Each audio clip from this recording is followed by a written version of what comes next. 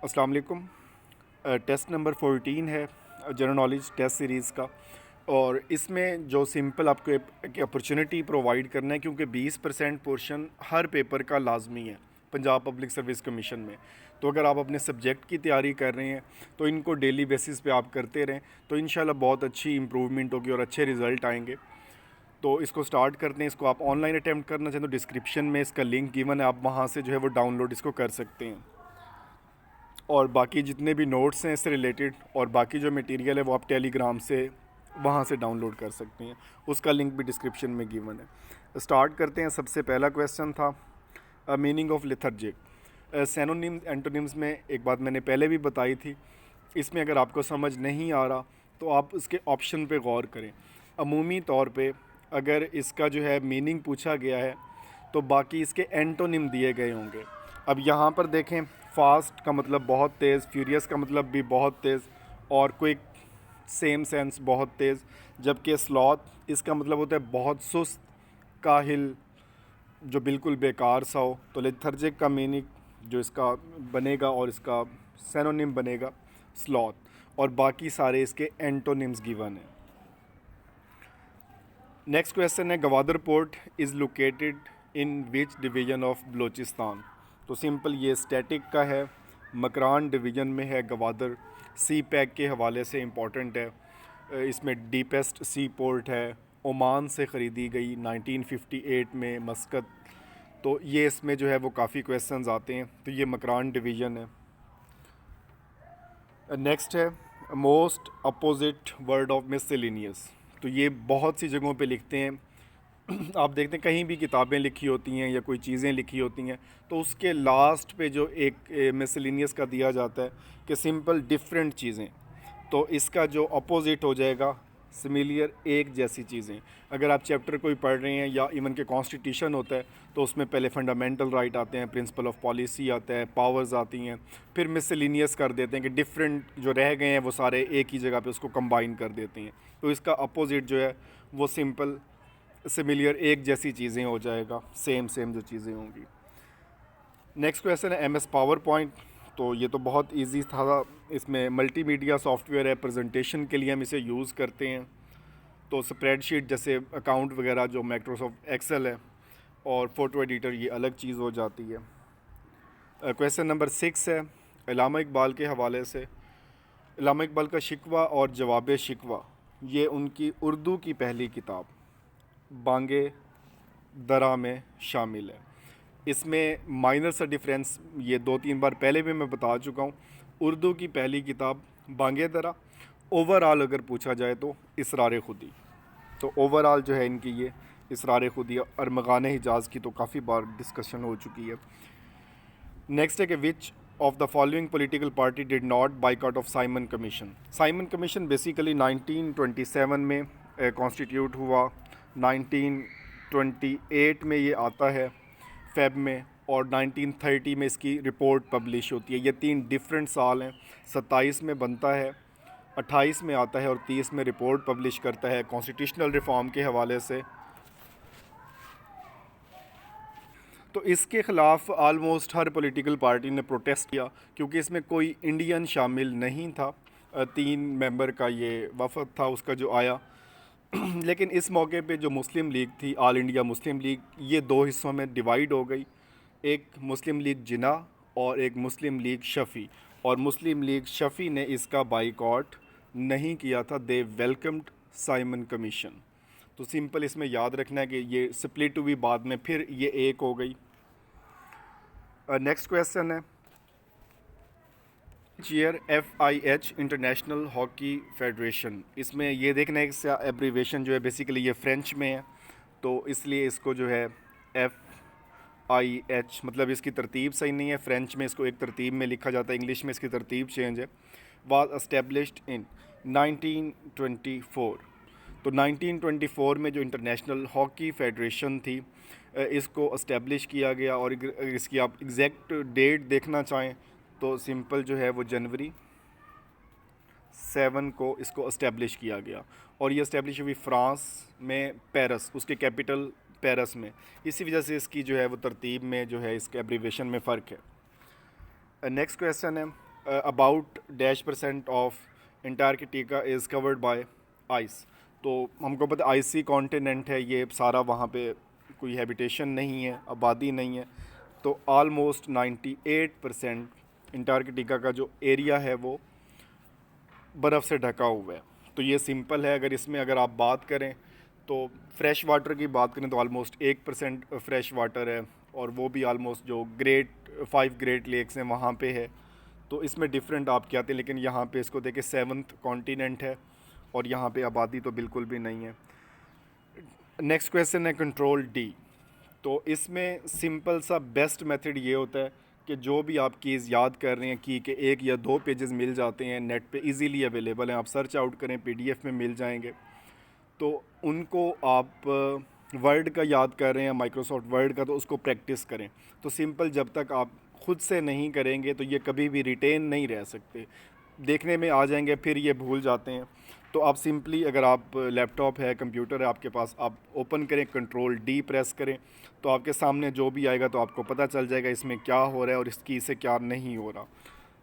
तो इसमें जो है, इसमें फ़ॉन्ट डायलॉग बॉक्स, ये ऑप्शन ये ओपन हो जाता है, उसमें हम फ़ॉन्ट चेंज कर सकते हैं, उसके अलावा उसकी अपीयरेंस चेंज कर सकते हैं। तो डिफरेंट चीज़ें हैं इसमें। नेक्स्ट क्वेश्चन है साइलोन। बहुत से मुल्क ऐसे हैं जिनके नाम चेंज हुए। साइलोन जो है, इसको अगर आपने अरब हिस्ट्री में पढ़ा हो कि साइलोन के राजा ने तहाइफ भेजे थे हजाज बिन यूसुफ को, और फिर वो पायरेट्स का वाक़या पूरा, तो वो बेसिकली श्रीलंका का पुराना नाम था, और ये 1972 में से जो है वो चेंज किया गया श्रीलंका। इसी तरह जैसे बर्मा था उसको म्यांमार कर दिया गया। तो डिफरेंट कंट्रीज़ के नाम भी चेंज होते रहते हैं। तो उसमें जैसे प्रीवियस टेस्ट में था आस्थाना, तो उसका कैपिटल का नाम चेंज करके नूर सुल्तान रख दिया गया 2019 में। इसी तरह से पाकिस्तान के भी नाम पूछे जाते हैं, फैसलाबाद का, लाहौर, इसमें साहिवाल का, अटक का। तो ये आपको याद होना चाहिए कि इनके पुराने नाम क्या थे। क्वेश्चन नंबर इसमें है नेक्स्ट में, what is the width of the badminton court for single court. अगर सिंगल उसमें अगर वो प्ले कर रहे हैं तो उसमें कितनी होगी। अगर आप ओवरऑल देखें जो इसकी होती है तो 13.4 मीटर इसकी लेंथ होती है, और 6.1 मीटर जो है इसकी विड्थ होती है, इतनी वाइड होती है। लेकिन अगर सिंगल उसको वो प्ले करेगा तो वो 6.1 से कम होके 5.18 बच जाएगी।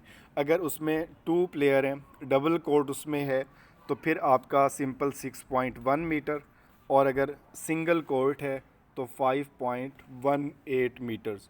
जो खेलते हैं बैडमिंटन उनको अंदाज़ा होगा कि वहाँ पे लाइनिंग की होती है ऑलरेडी। नेक्स्ट क्वेश्चन है the famous incident of Boston T party. Boston T party basically US history से रिलेटेड है कि बॉस्टन में जब इसमें बेसिकली एक स्टैम्प एक्ट लगाया गया था। स्टैम्प एक्ट और टैक्सेशन के हवाले से बहुत क्रूअल एक्ट लगाए गए, क्योंकि उस वक्त United state of America British की कॉलोनी थी। जिस तरह से हम ब्रिटिश की कॉलोनी रहे हैं, इसी तरह से यूएस से भी उसकी कॉलोनी रहा है। तो बॉस्टन टी पार्टी बेसिकली टनों के हिसाब से उनका एक जहाज़ आया चाय का जो ब्रिटिश का था, और उसे साहिल समंदर पे उतरने नहीं दिया गया और उलट दिया गया। तो इसलिए उसको बॉस्टन टी पार्टी कहते हैं। और ये इवेंट हुआ था 1773। 1776 जो ईयर है इसकी इंडिपेंडेंस से रिलेटेड है। 4 जुलाई 1776, 4 जुलाई को उनका इंडिपेंडेंस डे बनाया जाता है यूएसए का। और बॉस्टन टी पार्टी उनकी इंडिपेंडेंस से 3 साल पहले 1773 में, मतलब जहाज़ को उलटने का ये वाक़या है। नेक्स्ट क्वेश्चन है अपायरी।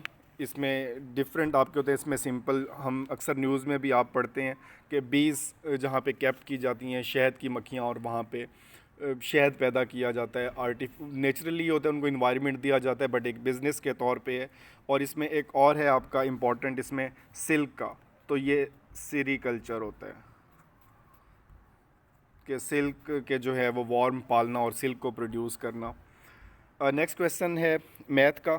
इस तरह के क्वेश्चन बहुत इंटरेस्टिंग होते हैं। अगर आपको डायरेक्ट या इन्वर्स इसमें नहीं आता तो सिंपल इनको मैं सेपरेटली भी एक्सप्लेन कर दूंगा, यहाँ पे बहुत ज़्यादा लेंथी हो जाएगा।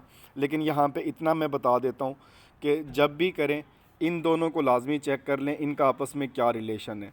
15 ज़रब 5 75, मतलब अगर 75 दिनों में जिन लोगों ने काम किया है तो उनको 10,500 पे हुए हैं। और जो पूछा गया है 25 आदमी और 3 दिन, मतलब 25 ज़रब 3, 75 सेम डेज़, तो इसका आंसर भी डेफिनेटली सेम ही आएगा।